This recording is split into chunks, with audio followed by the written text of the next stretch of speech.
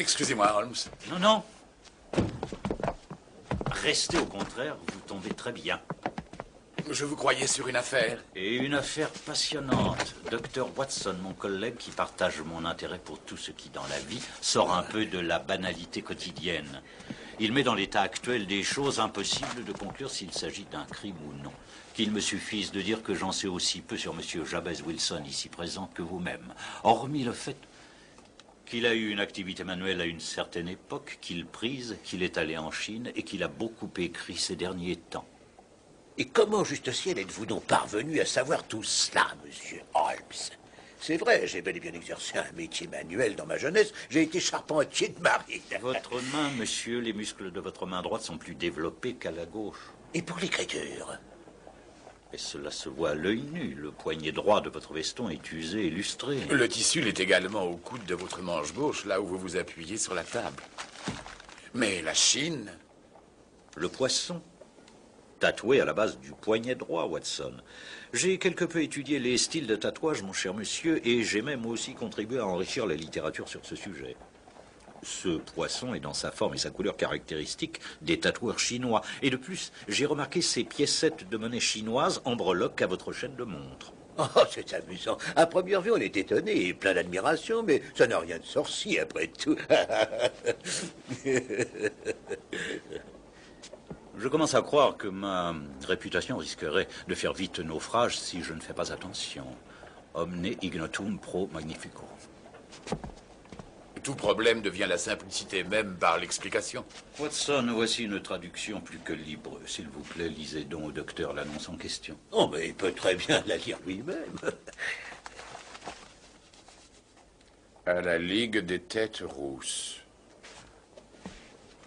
Selon les dernières volontés du regretté Ezekiah Hopkins de Lebanon, Pennsylvanie, USA, un poste vacant est proposé et réservé aux membres de la Ligue pour un salaire de 4 livres la semaine pour services purement nominaux. Toute personne à cheveux roux, saine de corps et d'esprit, et âgée de plus de 20 ans peut être éligible. Appelez en personne lundi prochain à 11 h M. Duncan Ross au siège social de la Ligue, 7 Poppers Court, Fleet Street. Est-ce sérieux? C'est très en dehors des chemins tracés, avouez-le. Vous voulez prendre note, s'il vous plaît, mon cher, du journal et de la date? Evening Standard du samedi 27 avril. Mais ça remonte à 2 mois. Mais asseyez-vous donc. Et maintenant, monsieur Wilson, si vous nous parliez de vous-même à présent, s'il vous plaît. Ah, eh bien voilà, messieurs. J'ai une petite boutique de prêt sur gage au 24 Coburn Street, à côté de la cité. C'est une très modeste affaire, juste de quoi vivoter. Au début, j'ai eu 2 employés, mais il ne m'en reste qu'un seul aujourd'hui. Et j'aurais eu beaucoup de mal à le payer au tarif normal s'il ne s'était offert, afin d'apprendre le métier, à toucher seulement un demi-salaire. Et voilà 2 mois de cela... Et comment s'appelle ce jeune homme si désintéressé? Vincent Spaulding. Mais il n'est pas si jeune que cela, cher monsieur Holmes. Il est difficile de dire son âge, mais encore plus de trouver plus dévoué que lui. Vous avez vraiment beaucoup de chance d'avoir un employé qui se fait payer à moitié prix. Je dois avouer que c'est aussi étrange que l'annonce passée dans l'Evening Standard. Mais il a aussi des défauts. Et jamais je n'ai vu un homme aussi mordu de photographie. Il passe presque tous ses loisirs à prendre des photos au lieu de cultiver son esprit. Et puis se précipiter à la cave pour développer ses maudits clichés. Il n'empêche qu'il fait bien son travail et qu'il n'a pas le moindre vice. C'est lui qui m'a fait lire l'annonce.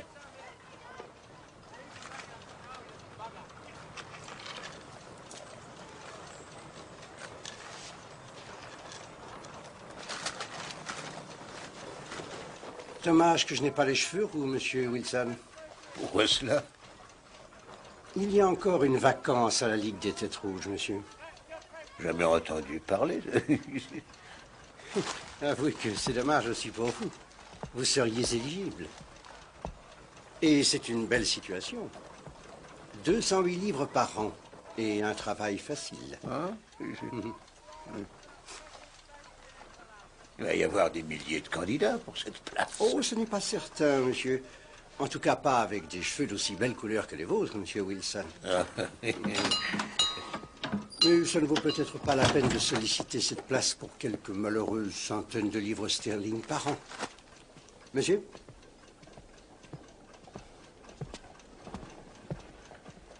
Il faut que je vous dise que je suis du genre casanier. Il m'est très souvent arrivé de ne pas mettre le nez dehors durant des semaines, mais cette affaire m'a paru très intéressante. Je me sentais intrigué. Le jeune Vincent déclara qu'il m'accompagnerait, ce qui fait que j'ai accepté de me rendre au rendez-vous fixé par l'annonce le lundi matin. Rentrons, je n'aime pas la foule, ça me rend malade. Courage, monsieur Wilson. Un peu de patience. Nous avons toutes nos chances. Relevez votre col, ça fait plus soigné. Et venez avec moi.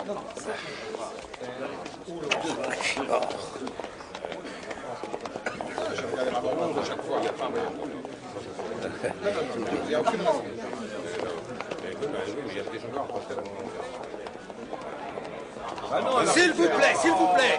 Vous ne pouvez pas faire un peu moins de bruit, messieurs? Non, mais dites donc, vous, et alors? Mais alors, mais pour qui vous prenez-vous? Vous ne pouvez pas faire la queue, non? Comme souvent. Empêchez-nous de passer. Laissez-nous passer. Nous sommes attendus. S'il vous plaît. Laissez-nous passer.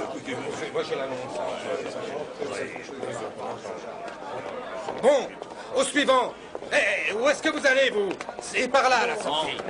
C'est Monsieur Wilson. Ah bon, entrez, monsieur Wilson. Non, je vous en prie, je vous en prie. Non. Laissez, mais je vous en... Non, mais pas. Hein? Mais enfin... Je vous interdis. C'est la perfection même. On ne pourra pas trouver mieux. Ouais, c'est parfait. Mes félicitations, monsieur Wilson. Oh, ce serait stupide d'hésiter un seul instant. Et vous m'excuserez, j'en suis persuadé, si je prends des précautions. Oh, cri de douleur. Et ses yeux tout à coup larmoyants. Ah, nous devons être très prudents. Trompés à 4 reprises par des teintures, 3 fois par des perruques. Oh, je pourrais vous raconter 1000 histoires de tricherie, cher monsieur. À vous d'écouter l'humanité. Je me nomme Duncan Ross et je suis moi-même un des bénéficiaires de la fondation créée par notre bienfaiteur. Et je sens que vous allez me poser des questions sur monsieur Ezekiah Hopkins. Lui-même était, comme on dit, un rouquin.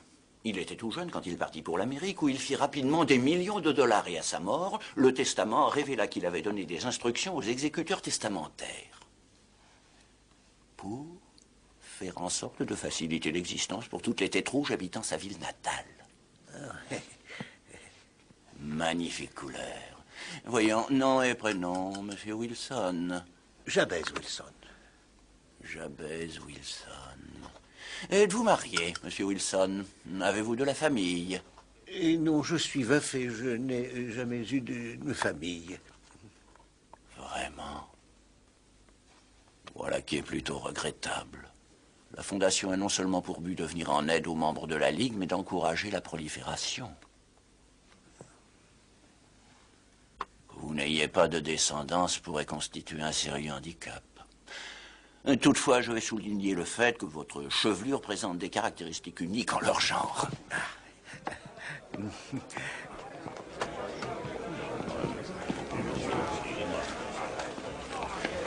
La place est prise. Ne bousculez pas, je vous en prie. La place est prise, messieurs. Vous pouvez rentrer chez vous. C'est terminé. La place est prise. Merci, messieurs. Rentrez chez vous.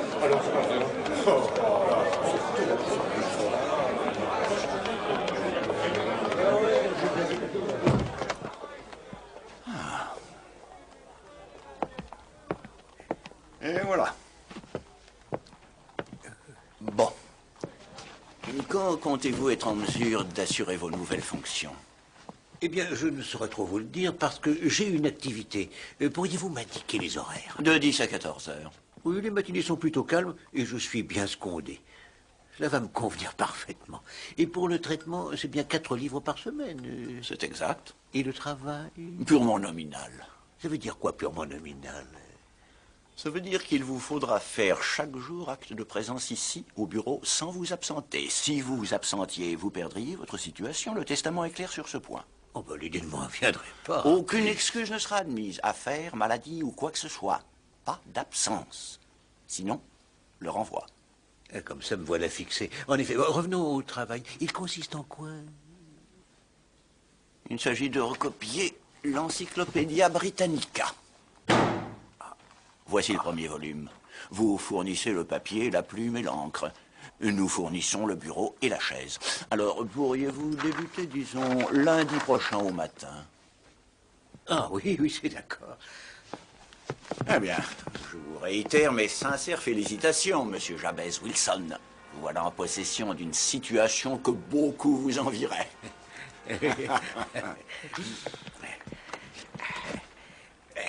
Magnifique chevelure. Au revoir, monsieur Wilson. Bien joué, monsieur Wilson. Je vous félicite. C'est plus rapide par ici. Merci. Venez. Alors, qu'est-ce que je vous avais dit?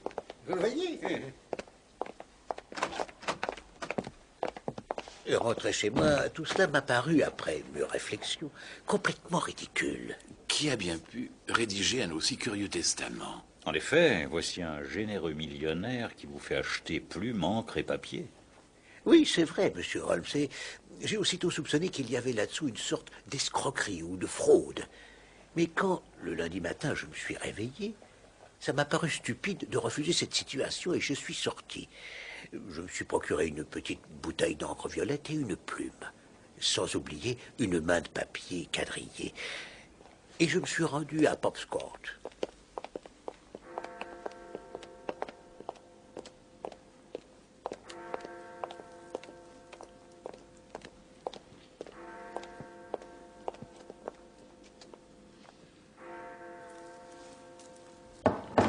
Ah, bonjour, monsieur Wilson. Veuillez entrer, je vous prie. Eh bien, voilà qui s'appelle être exact.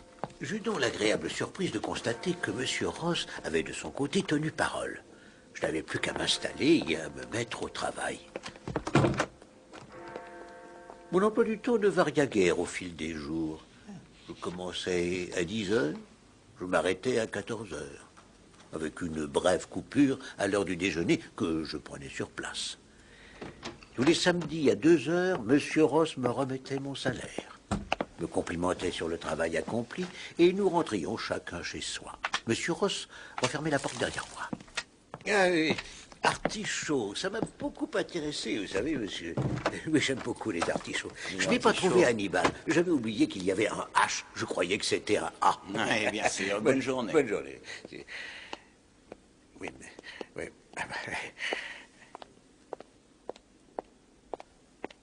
Sans être passionnant, le travail était instructif. Abac, API, architecture, acte des apôtres, adultère, anatomie, aqueduc, atmosphère. Au bout de 7 semaines, j'en eus presque fini avec la lettre A. Et je m'apprêtais à attaquer la lettre B quand tout tomba dans le lac. Je m'étais rendu à mon travail et trouvais porte close et une pancarte clouée sur la porte. La Ligue des Têtes Rouges est dissoute à compter d'aujourd'hui. Je vous demande pardon. Avez-vous vu monsieur Duncan Ross ce matin? Monsieur Ross? Ross. Oh, désolé, je ne connais personne de ce nom, monsieur, et ma mémoire est bonne. Je dirais même infaillible pour les noms Il propres. est au numéro 7. Ah oui, le gentleman qui a des cheveux rouges. Oui. Oui, il a donné congé. Congé. Monsieur William Morris, conseiller juridique, j'ai mis cette pièce à sa disposition à titre tout à fait provisoire. Il est parti, il a payé ce qu'il devait, Rubis-sur-Longe. Mais savez-vous où je pourrais le joindre? À son nouveau bureau. J'ai son adresse sur mon éphéméride. Au 17, King Edward Street. Près de Saint-Paul. Oui, merci.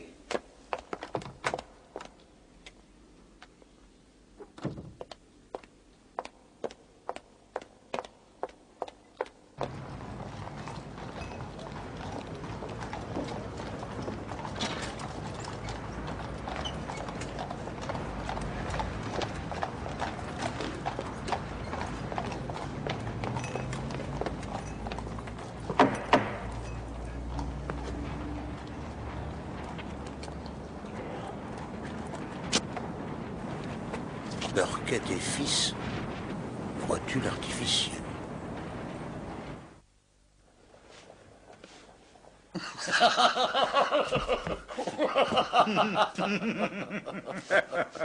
Je ne vois pas ce que vous trouvez de drôle dans tout cela. Si vous continuez à vous moquer de moi, je vais m'adresser ailleurs. Monsieur Wilson, je vous en prie, rasseyez-vous. Je ne voudrais pas rater cette affaire pour rien au monde. C'est la plus originale que j'ai connue. Je me suis retrouvé si déçu par ce qui s'est passé que je suis venu tout droit chez vous, monsieur. Ayant entendu parler de votre grande compassion pour les malheureux qui sont comme moi en état de détresse. Monsieur Wilson. Voyez-vous, monsieur Wilson, je crois sincèrement que vous n'avez rien à reprocher aux dirigeants de cette extraordinaire ligue. Bien au contraire. Vous avez été fort ponctuellement et fort bien payé. Sans oublier que vous vous êtes cultivé en recopiant la lettre A de la Britannica. Oui, seulement, qu'est-ce qui lui a appris de me jouer cette petite comédie? Je me le demande bien. Votre assistant, il y a longtemps que vous l'employez? Ça doit faire 3 mois. D'où est-ce qu'il venait? J'ai passé une annonce dans le journal. Était-il le seul postulant? Non, il y en a eu au moins une douzaine. Pourquoi l'avez-vous choisi? Eh bien, il m'a semblé intelligent. Il se contentait de peu. Demi-salaire, en fait, n'est-ce pas? Oui.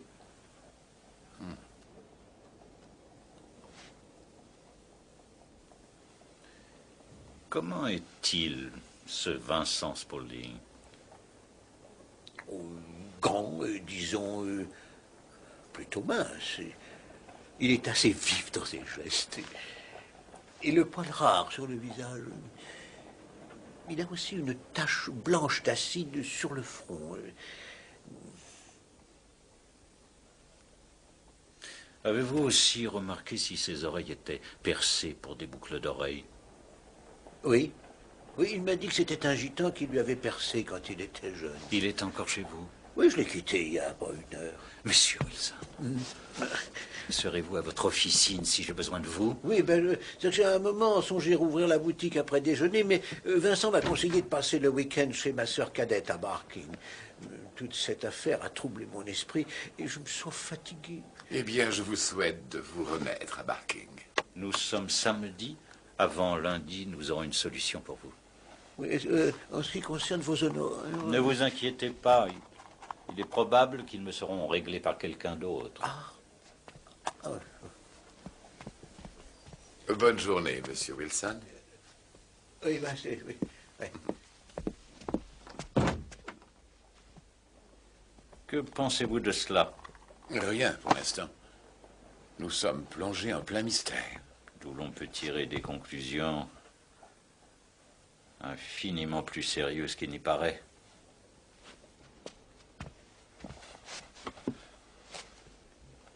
Qu'allez-vous faire? Je vais fumer. Il s'agit là d'un problème qui requiert 3 pipes. Je vous prie d'éviter de m'adresser la parole pendant 15 minutes.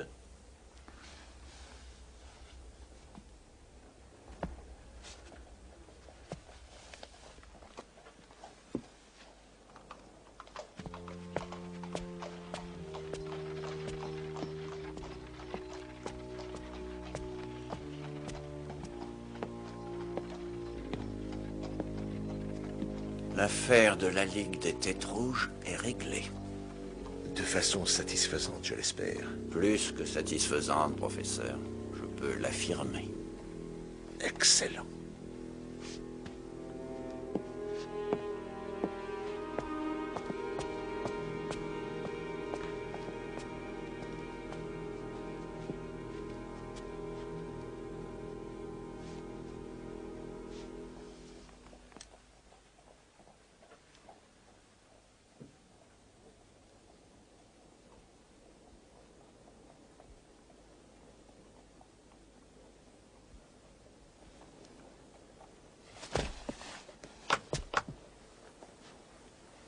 Watson, venez.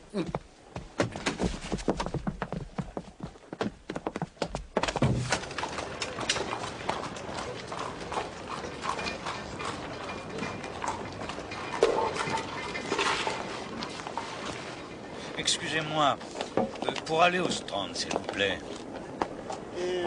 3e à droite, 4e à gauche. Merci.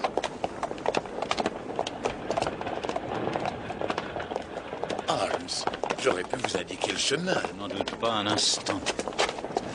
Qu'y a-t-il? Pour quelle raison est-ce que vous battez le pavé avec votre canne? Nous sommes des espions en territoire ennemi.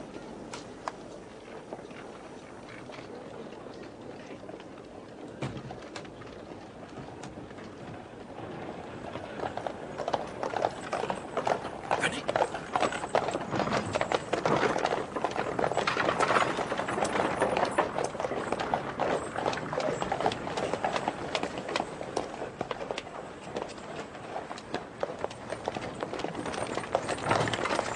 C'est chez moi un principe d'avoir une exacte connaissance des lieux où je suis. Il y a là Mortimer, le débitant de tabac. Il y a aussi là un marchand de journaux. À droite, une agence de la Suburban Bank. McFarlane, le constructeur et loueur de voitures. Et le restaurant végétarien au coin de la rue. Watson ne prenait pas de notes. Il est fort possible que l'on nous observe.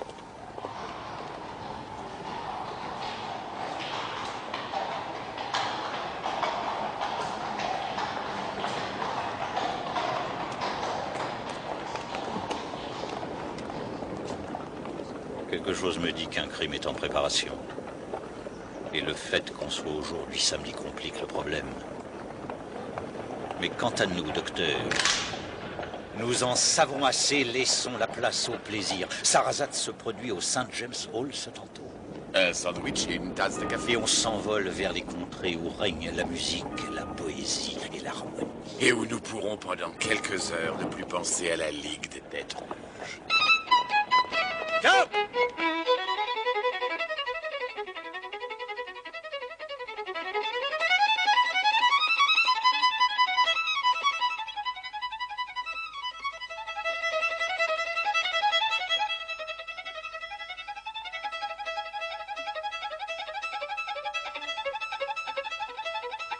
Nous sommes restés tout l'après-midi, assis sur une banquette, peu confortable sans doute, mais plongés l'un et l'autre dans une sorte de béatitude.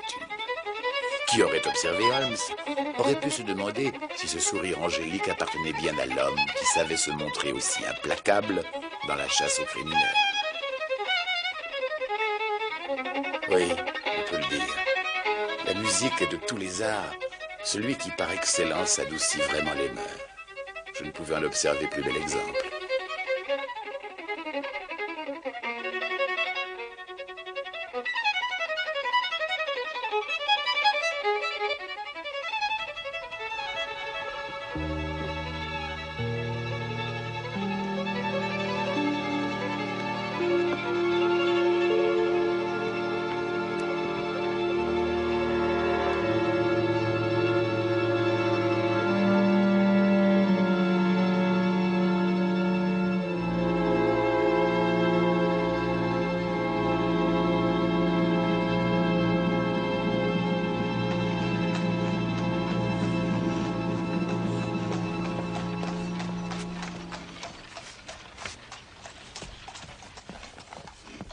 Excellent, mon cher, votre avenir est dans la cartographie. Ah, c'est sûrement à Solnett Jones, j'ai cru bien faire de prévenir ces messieurs de Scotland Yard. C'est un parfait imbécile dans sa profession, mais il a pour lui la ténacité d'un homard quand il prend quelqu'un dans ses pinces. Bonsoir, Jones. Alors, on va de nouveau faire équipe, monsieur Holmes. Notre ami est un homme exceptionnel pour flairer un gibier. Tout ce qu'il lui faut, c'est un bon chien pour le lever. Monsieur Merriweather, mon ami et collègue, le docteur Watson. Enchanté, monsieur. Je veux espérer qu'en venant ici, je n'aurai pas gâché ma soirée. Je n'ai pas grande confiance personnellement dans les policiers amateurs. Vous pouvez faire une exception en ce qui concerne monsieur Holmes. Si c'est vous qui le dites, monsieur Jones. Il a sa méthode personnelle qui est, s'il veut bien me le pardonner, un peu trop théorique, disons même fantaisiste. Mais il possède le flair d'un vrai détective. Mais je vous réitère, s'il en est besoin, que mon agence de la Suburban est aussi bien gardée que n'importe quelle banque et qu'il est pratiquement impossible d'en forcer l'entrée. Les compagnies d'assurance sont d'accord là-dessus. Bien sûr, vous devez le savoir mieux que quiconque, puisque vous occupez le logement de fonction. Comme vous dites, mieux que quiconque. Et qui plus est, voilà la première fois depuis 27 ans que je manque ma soirée de whist à mon club. Et je trouve cela, cher monsieur, parfaitement regrettable. Je suis persuadé que vous allez trouver cette soirée beaucoup plus excitante, parce que l'enjeu pourrait bien se monter à plusieurs milliers de livres sterling. Et mon bénéfice dans tout cela, monsieur Holmes? Un nommé John Clay. John Clay? Comme j'aimerais mettre le grappin sur ce voyou. Vous le pourrez. Ce jeune voyou est gentleman de naissance, mais il a trahi ceux de sa classe. Il est aussi vicieux qu'un démon et plus visqueux qu'une anguille. Il est devenu maître en faux et usage de faux. Son grand-père était de la maison royale, et il a lui-même fait ses études à Eton et à Oxford. Donc, Watson, munissez-vous du revolver. Suivez-moi, messieurs, notre cab nous attend.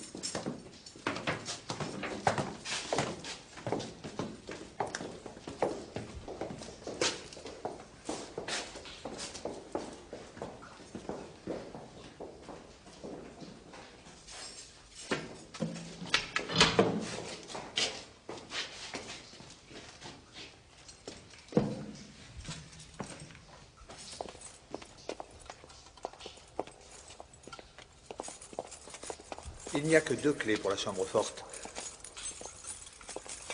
J'en ai une, et c'est le président qui a l'autre dans son coffre particulier.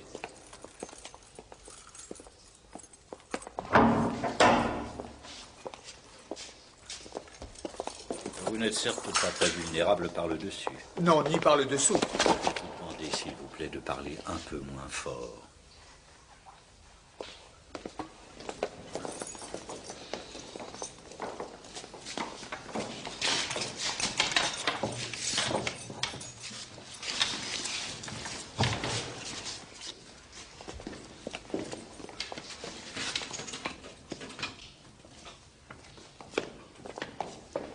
Je vous prierai aussi de vous asseoir quelque part et de ne pas intervenir.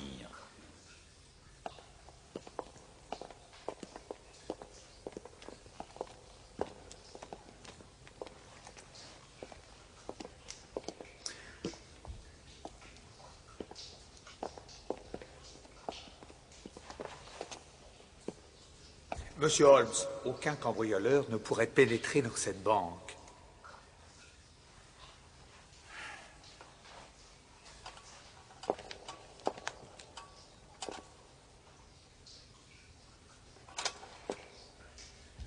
Y aurait-il un motif qui pourrait inciter un voleur à y pénétrer? Bon, rien en particulier, en tout cas. Quelque chose datant de plusieurs mois. Un motif dont vous nous auriez caché, par exemple, l'existence. Ce que je vais vous dire est strictement confidentiel. Seuls sont au courant les autres directeurs de la banque. Ça ne doit pas être divulgué dans les milieux publics. Pas même à un policier amateur. Un détective consultant, Monsieur Merriweather. Unique dans les annales du crime, apprenez-le. N'est-ce pas, inspecteur? C'est exact. Je vous conseille de coopérer avec Monsieur Holmes. D'autant plus que je suis en ce moment en train d'essayer de sauver votre situation et celle de vos autres collègues. Alors de quoi s'agit-il? De notre stock d'or. Nous avons eu l'occasion, voilà quelque temps, de nous développer. Nous avons dû, dans ce but, emprunter 70 000 Napoléons à la Banque de France.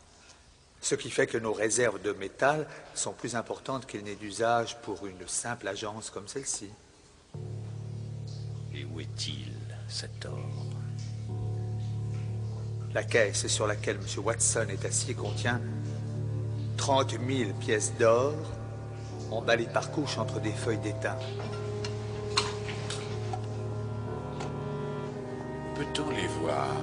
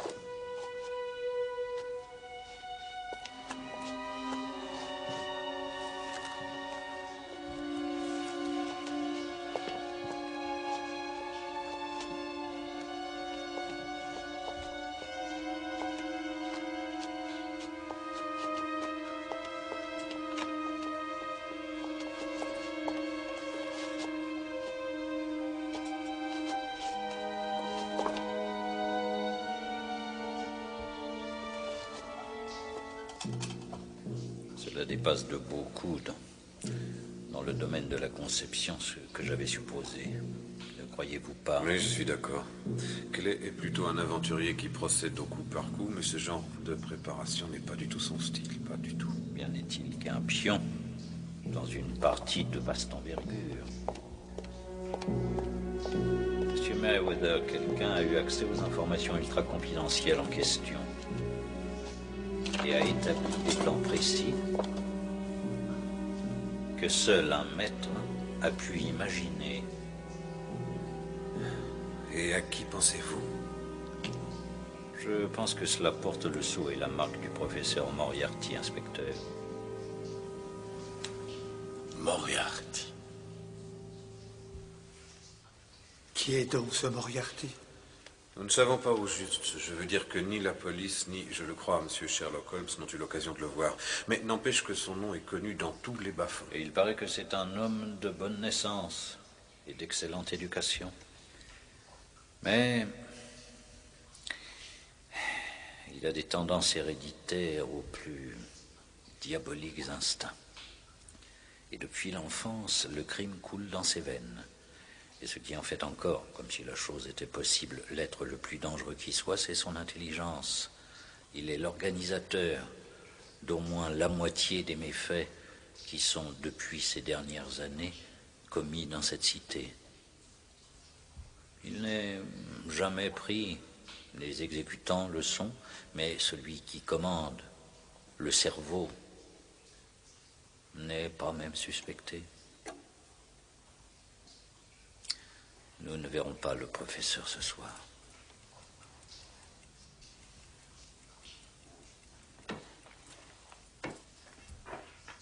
La seule voie de retraite est l'officine du prêteur sur gage. J'y ai posté un inspecteur et un homme en tenue. Cela se rapproche. Messieurs, ils seront ici dans quelques minutes. Chacun à son poste.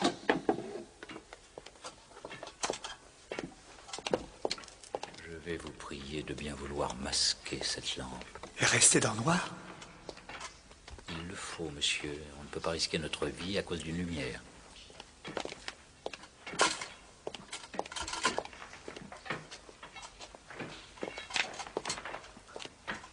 Quand je vous ferai signe, vous vous approcherez.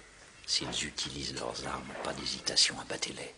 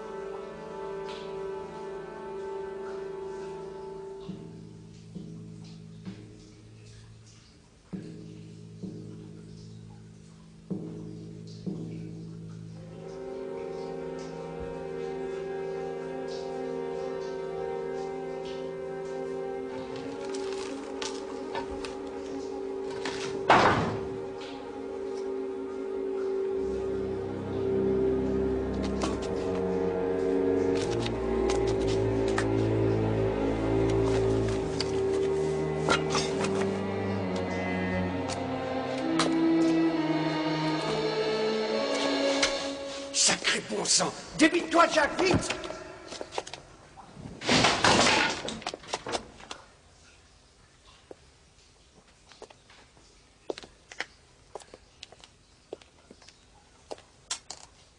Rendez-vous, John Clay, Vous êtes pris.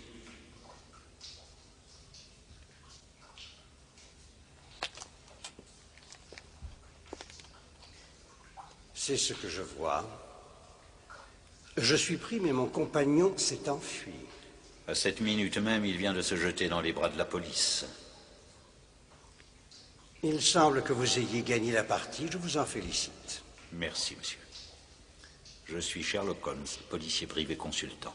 Je ne vous ai pas un moment suspecté d'appartenir officiellement au corps de la police, monsieur Holmes. Bon, et maintenant, on va passer aux choses... Je vous interdis de porter les mains sur moi. Vous ignorez peut-être que le sang royal coule dans mes veines. Et veuillez, je vous prie, dire Sir John, et s'il vous plaît, quand vous vous adressez à ma personne. D'accord. S'il vous plaît, Sir John, veuillez m'accompagner. Nous avons un cab pour transporter votre Altesse au commissariat. C'est mieux ainsi.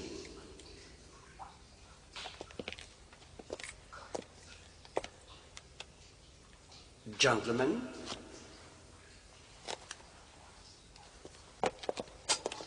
Oh, une seule question, monsieur Clay. Suis-je fondé à croire que le professeur Moriarty puisse avoir imaginé cette ligue des têtes rouges? Je vous suggère de ne pas prononcer ce nom, monsieur Holmes, si vous tenez vraiment à la vie.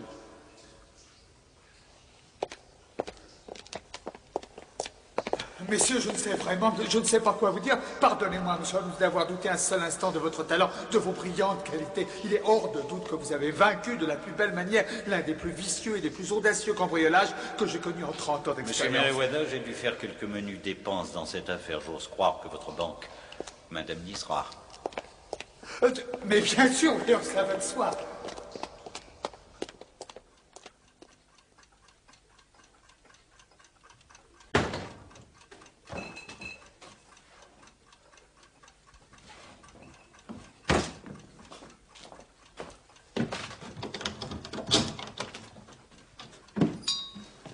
Le voilà! Arrêtez-le!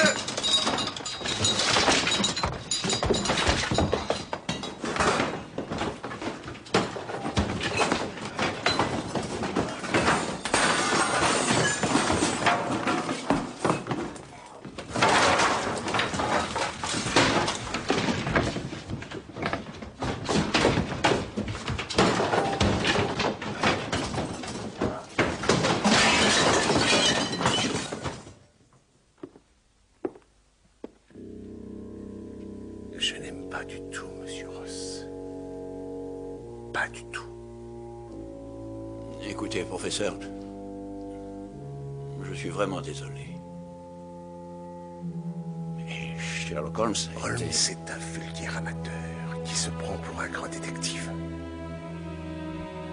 Je sais qu'il possède certains talents et surtout de la chance. J'ai une propension à se mettre trop souvent en travers de mon chemin. Faut-il vous en débarrasser? Cela pourrait s'avérer nécessaire, bien que, dans un sens, il me manquerait. Je trouve l'homme très intéressant. Cela fait la 3e fois que ses interventions intempestives m'incommodent. Si cela devait continuer, je serais forcément contraint de prendre, disons, certaines dispositions désagréables. Vous saisissez, Ross.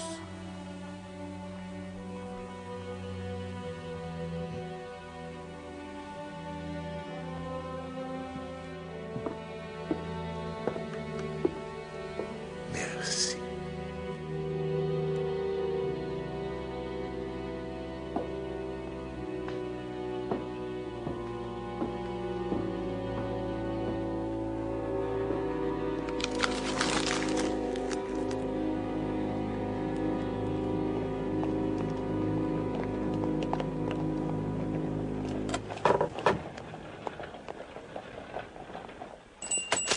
Je suis désolé, docteur Watson. Mais c'est allé beaucoup trop loin pour moi, je vous assure. Mais client me considère comme un homme de confiance. Mais que va-t-il à présent rester de cette confiance? Je suis positivement ruiné. Allons, reprenez-vous, monsieur Wilson. Ça ira beaucoup mieux quand vous aurez remis de l'ordre. Vous croyez que ça peut se faire comme ça? Monsieur Holmes m'a chargé de vous remettre ceci. 50 souverains, avec les compliments de la City et Suburban Bank. Oh, ben voilà qui, je dirais, très généreux de leur part. Vous les remercierez, docteur Watson. Et mes compliments à Monsieur Sherlock Holmes. Il vous retourne les siens, Monsieur Wilson, en y ajoutant un conseil. Une autre fois, quand vous engagerez quelqu'un, payez-lui de vrais gages. Je vous salue, monsieur.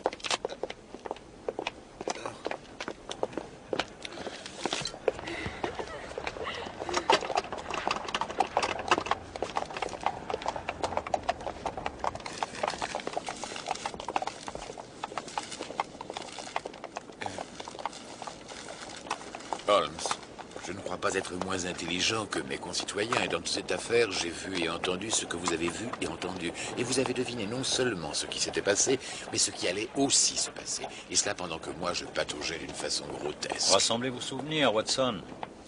Lorsque Wilson a dit que l'assistant avait accepté cet emploi à prix réduit, j'ai vite compris qu'il avait de bonnes raisons de vouloir assurer sa situation. Oui, mais comment avez-vous compris la vraie nature? S'il y avait eu une femme quelque part, j'aurais suspecté immédiatement quelques vulgaires intrigues. Mais en entendant M. Wilson faire mention de la tache d'acide et des oreilles percées, j'ai su que Vincent Spaulding et John Clay étaient une seule personne. Mais qu'est-ce que Clay faisait là? C'est la photographie qui a éveillé vos soupçons? C'est cela même. Le sous-sol, il s'occupait de je ne sais trop quoi dans le sous-sol. Quelque chose qui lui prenait beaucoup de temps depuis son arrivée. Il creusait un tunnel. Mais dans quelle direction? Lorsque j'ai frappé du bout ferré de cette canne le pavé de la rue, c'était afin de repérer au son de quel côté le tunnel se dirigeait, devant ou derrière l'immeuble. C'était devant, en direction de la banque. Pour aller au Strand à partir d'ici, monsieur, je reconnus John Clay et j'eus le temps d'un bref coup d'œil d'examiner les genoux de son pantalon. Il portait nettement la trace des travaux de terrassement qu'il effectuait dans un sous-sol rendu humide par la proximité des égouts du square.